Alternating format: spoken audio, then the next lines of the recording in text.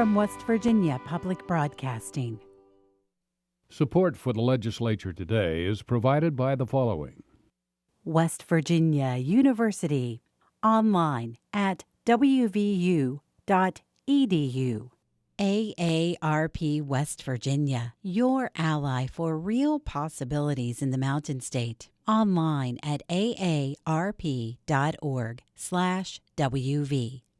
The West Virginia Higher Education Policy Commission, working to double the degrees produced annually in our state by 2025. Through increased opportunities for West Virginians to earn the credentials today's economy demands. The High Technology Foundation, building a stronger West Virginia. Online at wvhtf.org. At the legislature today, Democratic senators attempt to slow down a bill to repeal the state's prevailing wage, but we ask our guests tonight what potential impact that bill could have on West Virginia's economy. The House approves a critical funding bill after days of debate, and we are joined by the health chairs to discuss one of West Virginia's biggest issues, substance abuse. Those stories and more coming up on the legislature today.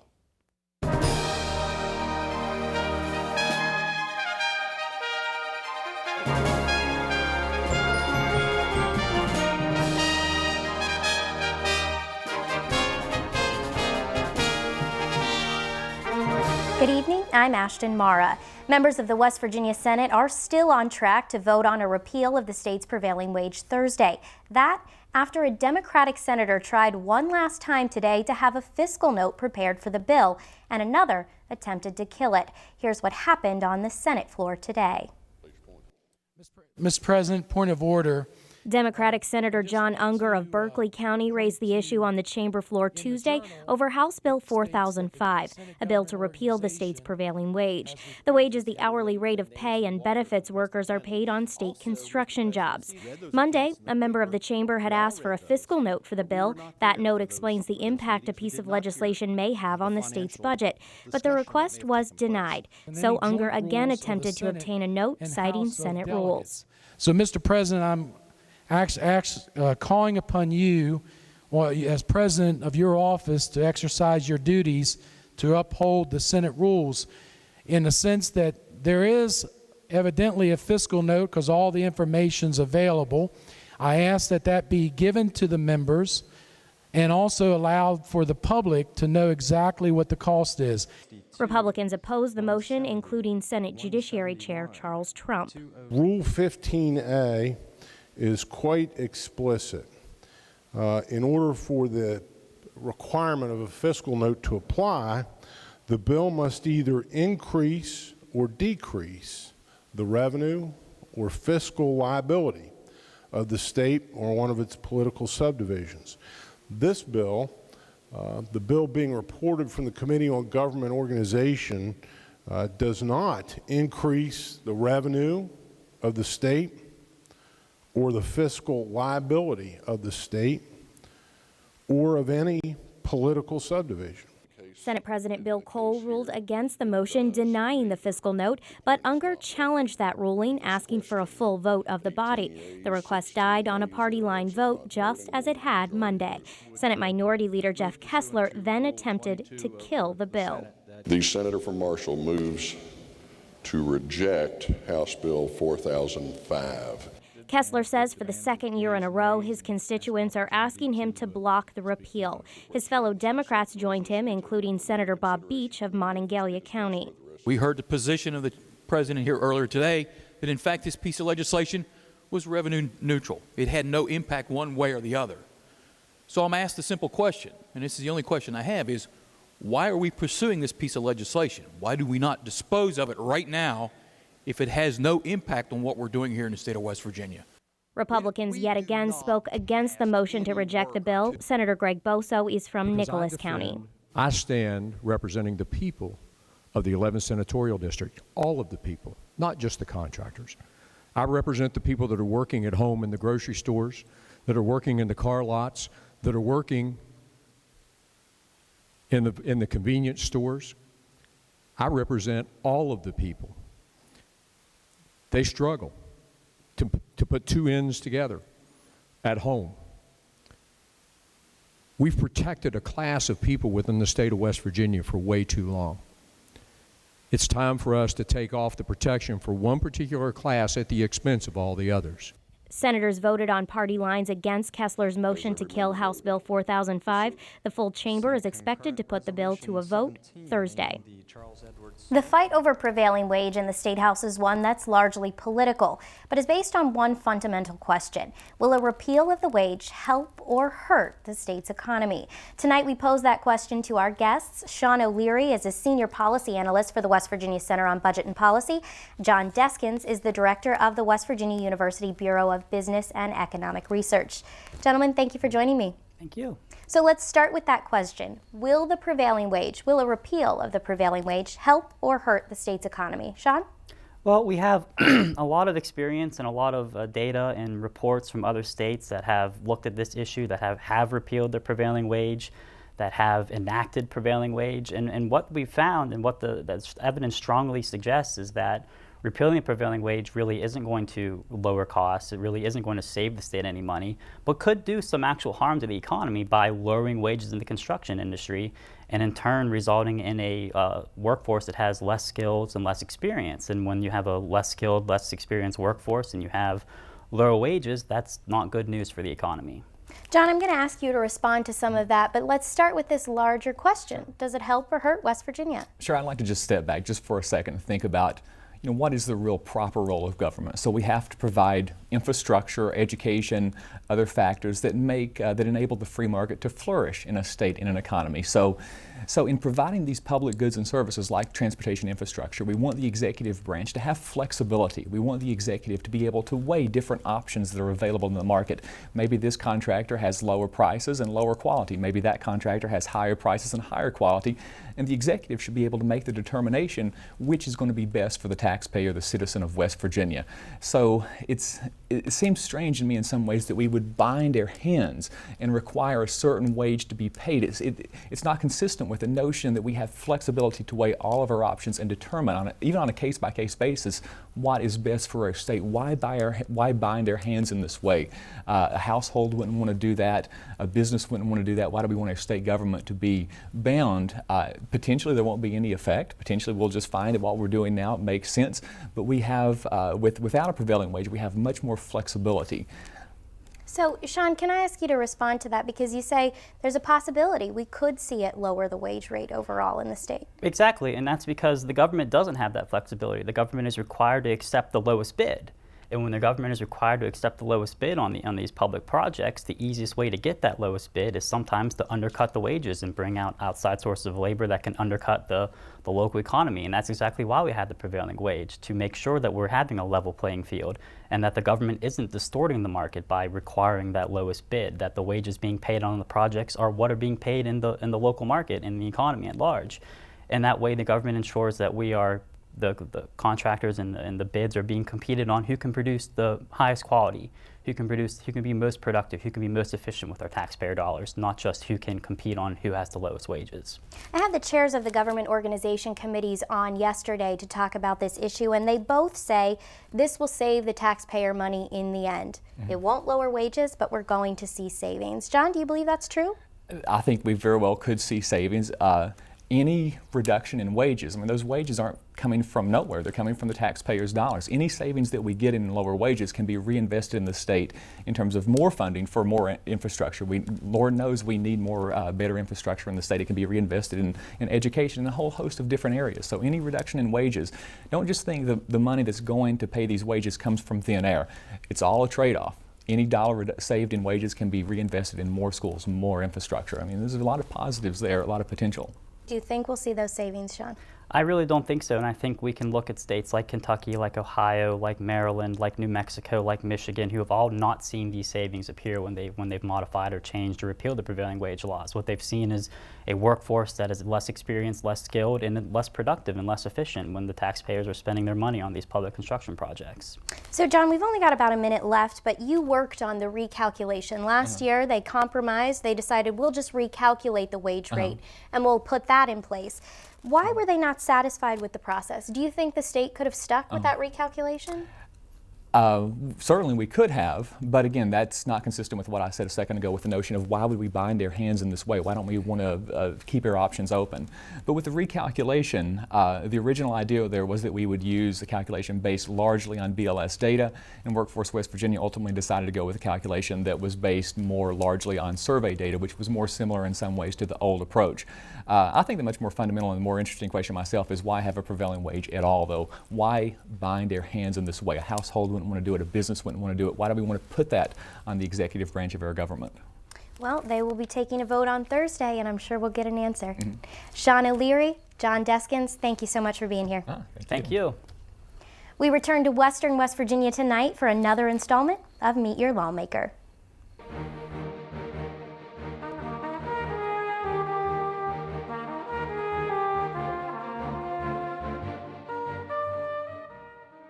Mike Woelfel is a Democrat representing the state's 5th senatorial district. A Democrat, he's from Cabell County. Senator Woelfel was elected to the Senate in 2014. Doug Reynolds represents the state's 17th House District. He's a Democrat from Cabell County and was elected to the House in 2006. Before the Republican majority took over the House in 2015, Reynolds served as the vice chair of the House Committees on Finance and Banking.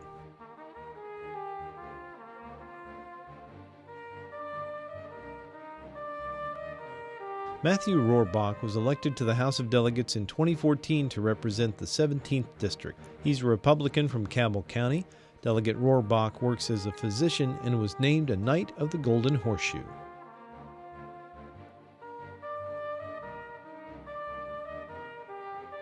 Kelly Sabonia is a Republican from Cabell County. She was elected to represent the 18th House District in 2002. Delegate Sabonia serves as the Assistant Majority Whip. She also chairs the House Committee on Rulemaking Review and is the Vice Chair of the Industry and Labor Committee.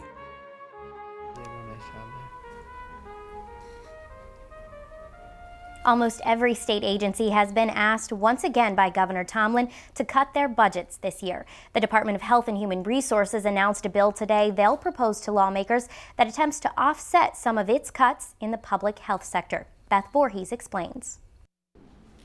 You know, as we tighten our belt, we also have to think Secretary of the Department of Health and Human Resources Karen Bowling announced the proposed legislation during a press conference Tuesday. The bill, which Bowling says will be introduced in both chambers, will relieve some of the regulatory burden on local county health departments who want to bill insurance companies. Health departments are currently allowed under state code to bill for the services they provide, but Bowling says there's often red tape that makes it difficult to complete the process. Removing some of those burdens, she hopes, will allow the subsidized public health providers to look to private dollars to supplement their budgets.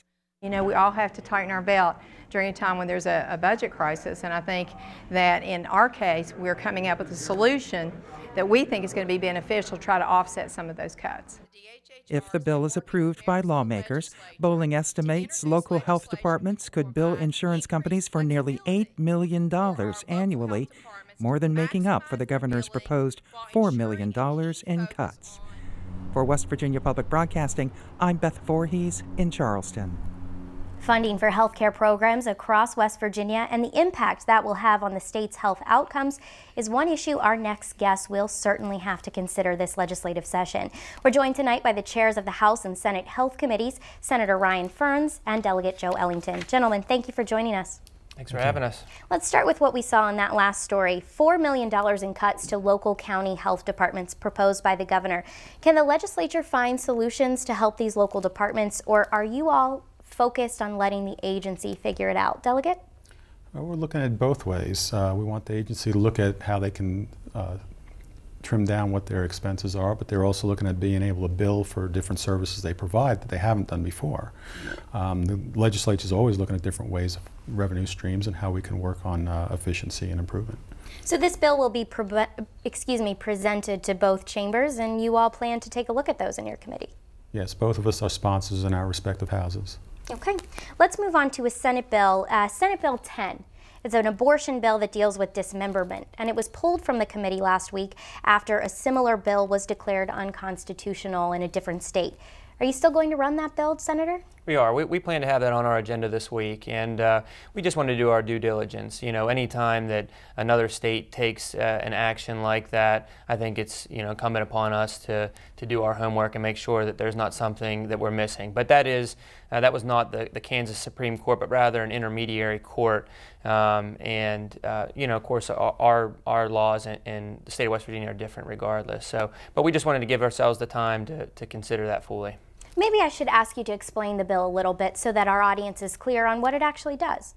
Well, the bill is titled Prevention of Abortion Dismemberment.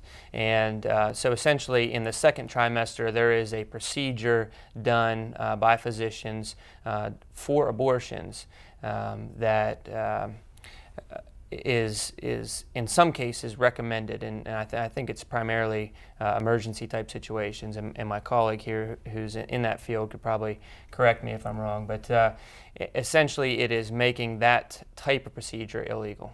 So Delegate, we should ask you that question because you are an OBGYN. So tell me about this bill. Do you think it's necessary for the state of West Virginia? There are components to both parts of that. The procedure that the Senator was just referring to is called a D&E, or dilation evacuation.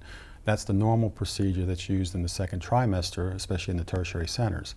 That obviously dismembers, and it's more of a destructive procedure to remove a fetus from the mom. There are pharmacologic ways in which to do that too, not always effective. They're not necessarily the standard of care at this point, but that the bill would suffice to have that done. So there are ways to get around that, but we also want to protect the providers and also take care of the women as far as how to do the procedure correctly. Well, let's move on to an issue that it affects every region of West Virginia, almost every West Virginian's life, and that's substance abuse. The state has a big problem with drug abuse in the state. Delegate, you're now chairing a new committee to focus on the substance abuse issue. What kind of work will you all be doing? A number of things we're looking at. Speaker Armstead had selected that committee, and he handpicked a lot of the people to be on that, and I'm honored to be chair of that. But a number of things we're looking at is a wide range of things, from prevention to treatment, but also identification and intervention when necessary. So we're open to all topics, and we're exploring a number of different things. We actually had one of our second meeting today where we were able to move a couple of bills through the Can you give me an example of maybe a specific that you all looked at? Yes, there was one bill that was built on last year's.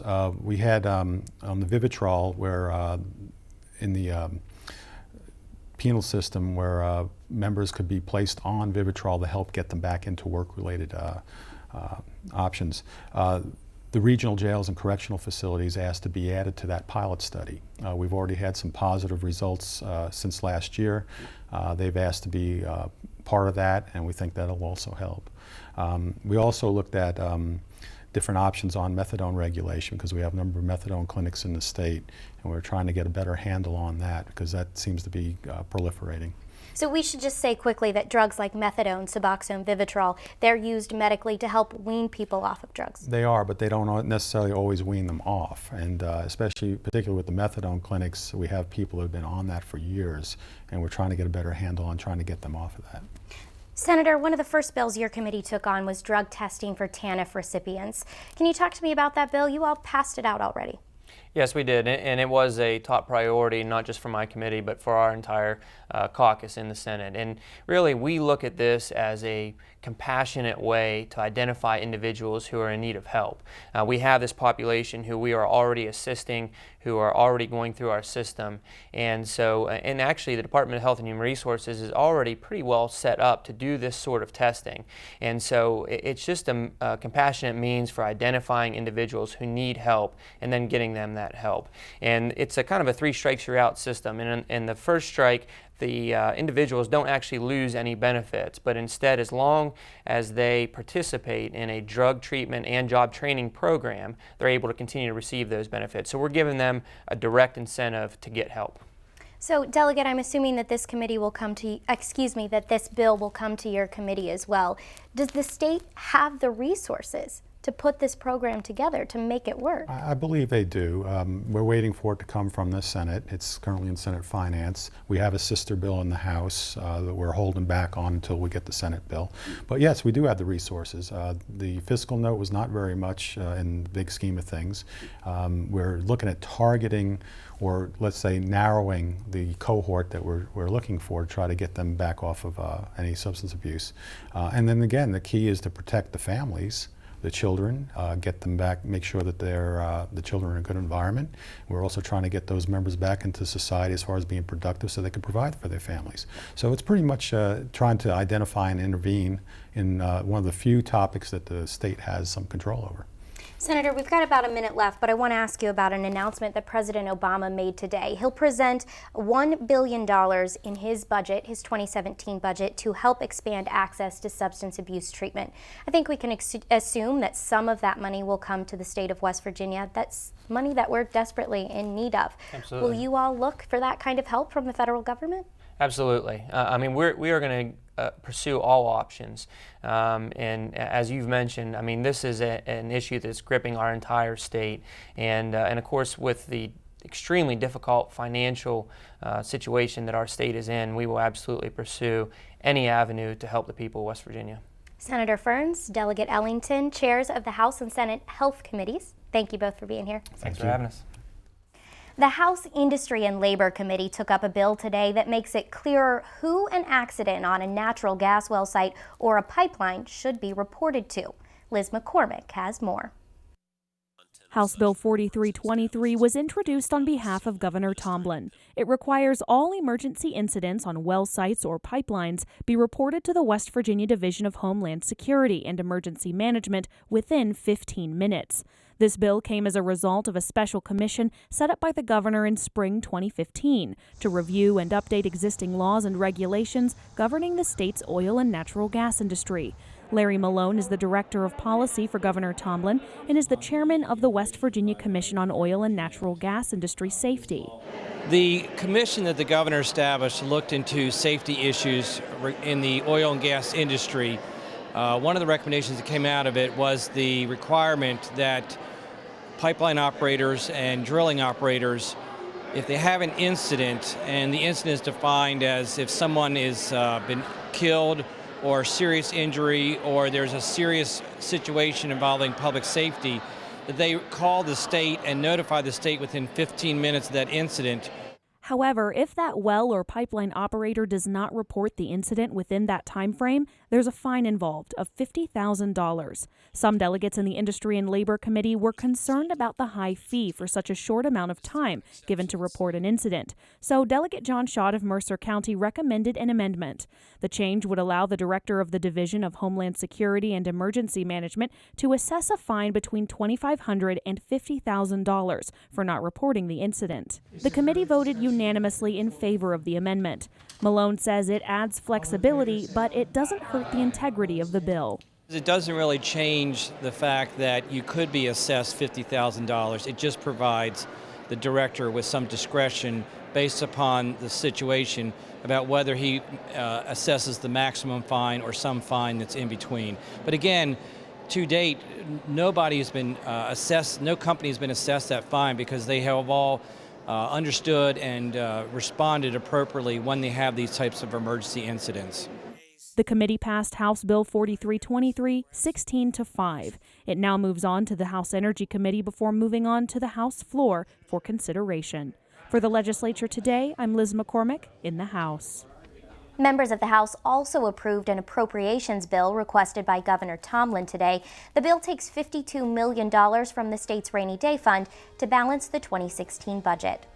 Tomorrow on our show, we'll focus in on education and the issues facing both the K-12 and higher education systems with an interview with the chairs of the House and Senate Education Committees, Senator Dave Seipolt and Delegate Paul Espinosa, tomorrow. This has been the Legislature Today. I'm Ashton Mara. Thanks for joining us.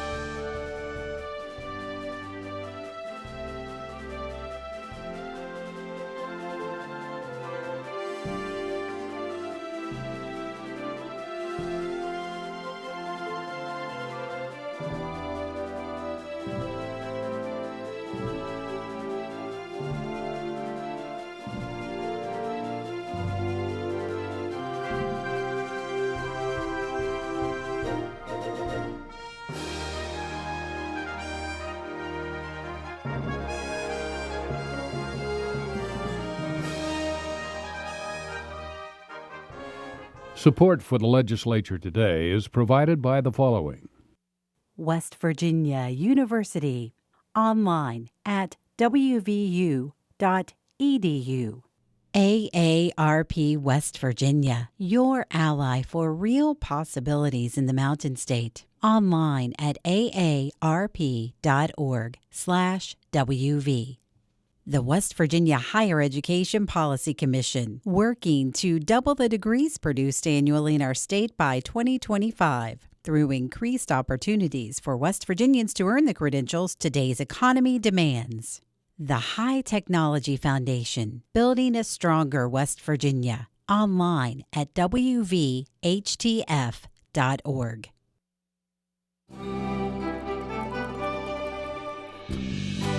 From West Virginia Public Broadcasting,